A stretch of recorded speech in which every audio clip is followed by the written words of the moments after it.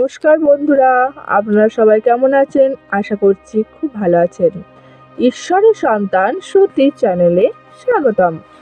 ধীরেন্দ্রকৃষ্ণ শাস্ত্রী, যিনি আজ বাগেশ্বর ধাম সরকার নামে সমগ্র ভারতে পরিচিত, একজন প্রখ্যাত হিন্দু সমগ্র ভারতে পরিচিত একজন প্রখ্যাত হিন্দু সন্ন্যাসী, কথাকার ও হনুমান ভক্ত। তার জন্ম 1996 সালের 4 জুলাই মধ্যপ্রদেশের ছতরপুর জেলার গহরা গ্রামে একটি সাধারণ ব্রাহ্মণ পরিবারে। শৈশব ও পারিবারিক জীবন ধীরেন্দ্র শাস্ত্রীজির শৈশব কেটেছে অত্যন্ত সাধারণ ও সংগ্রামী পরিবেশে। তার পরিবার ছিল আর্থিকভাবে দুর্বল কিন্তু ধর্মীয় মূল্যবোধে সমৃদ্ধ। ছোটবেলা থেকেই তিনি হনুমানজির প্রতি গভীর ভক্তি অনুভব করতেন। তার দাদা পণ্ডিত রামকৃপাল দাসজি মহারাজ ছিলেন তার জীবনের প্রধান অনুপ্রেরণা। কৈশোর বয়স থেকে ধীরেন্দ্র শাস্ত্রী নিয়মিত হনুমান সাধনা, রাম নাম জপ, শাস্ত্র অধ্যয়ন শুরু করেন।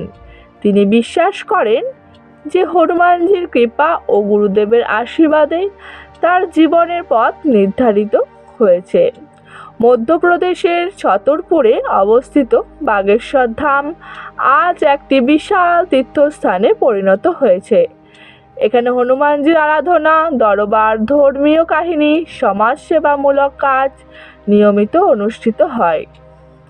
ধীরেন্দ্র শাস্ত্রী দাবি করেন, হনুমানজির কৃপায় তিনি মনুষ্যের সমস্যা জানতে পারেন।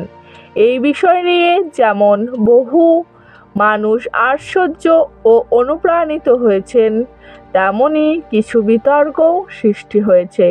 তবে তিনি সবসময় বলেছেন, তিনি সমাজ ও সনাতন ধর্মে অবদান তিনি সনাতন ধর্ম, হিন্দু ঐক্য, সংস্কৃতি রক্ষা ও নৈতিক জীবনের বার্তা প্রচার করেন। তার বক্তব্যে ধর্মীয় চেতনা, আত্মবিশ্বাস, দেশপ্রেম স্পষ্টভাবে প্রতিফলিত হয়।